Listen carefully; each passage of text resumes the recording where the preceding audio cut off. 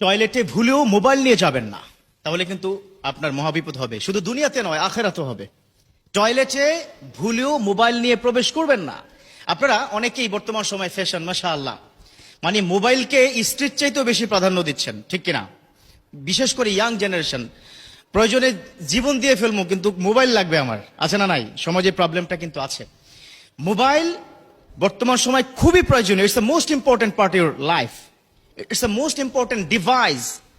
আপনি ইউটিলাইজ করবেন, no problem. এটা নিয়ে I have no objection about this matter. But objection হচ্ছে এই মোবাইল ইউজ করার ক্ষেত্রে, কখন, কোথায়, কিভাবে আমরা ইউজ করব। বর্তমান সময় যুব সমাজ নষ্ট হচ্ছে একটা বড় জায়গা, সেটা হচ্ছে মোবাইল ব্যবহারে, ঠিক কিনা? কথা তিক্ত বাট কথা বাস্তব। এখানে ইয়াং তোমরা কি যারা আছো যে মুচকি মুচকি হাসতেছে, হাসলে কাজ হবে না। এই মোবাইল তোমাকে ধীরে ধীরে জাহান্নাম পর্যন্ত কি নিয়ে যাচ্ছে। আলহামদুলিল্লাহ, অনেক ভাইয়েরা আছে যারা মোবাইল ভালো কাজে ব্যবহার করে, মাশাআল্লাহ। এই যে আমি কথা বলি, আমার কথাগুলো তারা শেয়ার করে দেয়। এই যে মোবাইলে শেয়ার করে দেওয়া, একটা ইসলামিক কন্টেন্ট শেয়ার করে দেওয়া, যে কি পরিমাণ সওয়াব কল্পনা করতে পারবে না।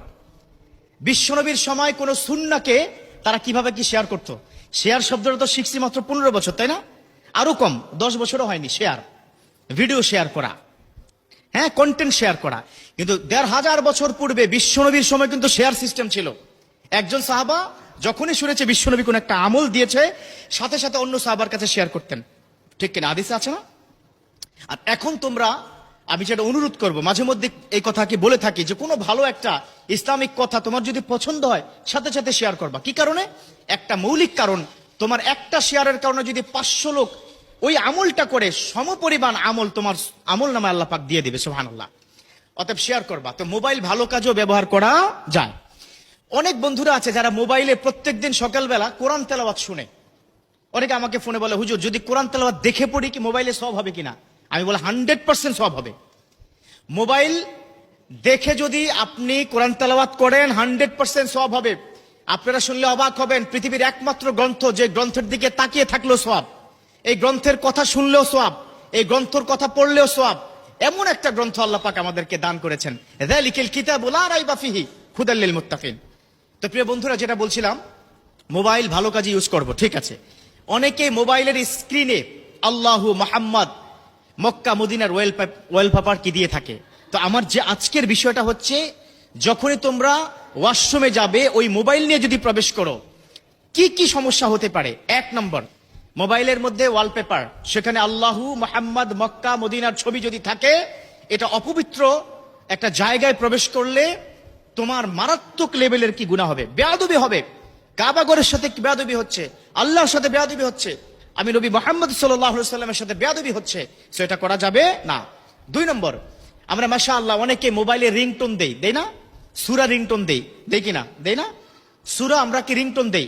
তুমি ধরো টয়লেটে ঢুকলা, টয়লেটের কাজ তুমি করছো, হঠাৎ করে তোমার ফোন মানে কি বেজে আসলো, ইয়াসিন ওয়াল কুরআনিল হাকিম ইন্নাকা লামিনাল মুরসালিন আলা সিরাতিম মুস্তাকিম। কোথায় কোথায় হলো? টয়লেটের মধ্যে হলো না? টয়লেটের মধ্যে সূরা যদি তেলাওয়াত করা হয়, তোমার প্রতি আল্লাহর গজব পড়ে যাবে। একটা পবিত্র অপবিত্র জায়গায় সবচেয়ে পবিত্র বিষয়টা হচ্ছে। So be careful, listen to me, young generation. তোমাদেরকে বলছে, এই ছেলে তোমরা কি কথা বলো কেন? একটু মনোযোগ দিয়ে শোনো। এই যে টয়লেটে ঢুকে যখন সূরাটা তোমার রিংটোন হবে, আল্লাহ বেজার হয়ে যাবে। অথচ যেই সূরা শুনলে আল্লাহ পাক খুশি হয়ে যেত। খেয়াল করেছো? আচ্ছা, 3 নম্বর, তুমি টয়লেটে ঢুকলা, ফোন আসলো, এত জরুরি ফোন, না ধরে আর পারতেছো না। ওই পাশ থেকে তোমাকে আসসালামু আলাইকুম, তুমি এখান থেকে বললা ওয়ালাইকুম আসসালাম। ওখান থেকে বললা আপনি কেমন আছেন, তুমি বললা আলহামদুলিল্লাহ ভালো আছে, আল্লাহর রহমতে খুব ভালো। তো এই যে আলহামদুলিল্লাহ সালাম আদান প্রদান টয়লেটে, এটা কি জায়েজ আছে? জায়েজ আছে? বলুন, জায়েজ নেই। সো এই যে কাজগুলো আপনি করছেন খুবই ভালো। সালামের উত্তর দেওয়া ওয়াজিব। আলহামদুলিল্লাহ পড়লে গোটা বিশ্বের সব জায়গায় সওয়াবে পরিণত হয়ে যায়। এত ভালো কাজ। সূরার রিংটোন সওয়াব হবে আপনার। হ্যাঁ, ওয়ালপেপার আছে, আল্লাহর কথা বারবার ওয়ালপেপারের মধ্যে আপনি দেখছেন, ও ইয়াং বন্ধুরা, সওয়াব হবে। কিন্তু টয়লেটে ঢুকে এগুলো করা যাবে না। কারণ টয়লেটে ঢুকার পূর্বে বিশ্বনবী একটা দোয়া শিখিয়েছেন। দোয়া কি পারেন?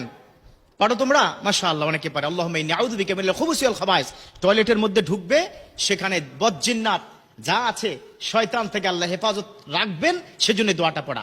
তো যাই হোক, টয়লেটে ঢুকার পূর্বে মোবাইলটা বাইরে তোমরা কি রেখে যাবা। এখন বলবা হুজুর এটা কি গ্যারান্টি কি আপনি কি দিতে পারবেন? আমার আইফোন দাম 1.5 লাখ টাকা, কই রাখবো বলেন, কোথায় রাখবা, that is up to you. প্রয়োজনে বন্ধ করে কি ঢুকো, 10 মিনিটের জন্য কি ক্ষতি। অতএব বি কেয়ারফুল, টয়লেটে ঢুকে মোবাইল ব্যবহার করা যাবে না। আর যেই কথাগুলো বললাম খুব মনোযোগ দিয়ে শুনবে, ডেফিনেটলি তোমাদের কল্যাণের জন্য এটা এক্ষুনি শেয়ার করে দাও, এক্ষুন শেয়ার করে তোমার সওয়াব হবে, আমি কি গ্যারান্টি দিলাম, এটা হাদিসের কথা। আল্লাহ আমাদের প্রত্যেককে বুঝার ও মানার তৌফিক দান করুক।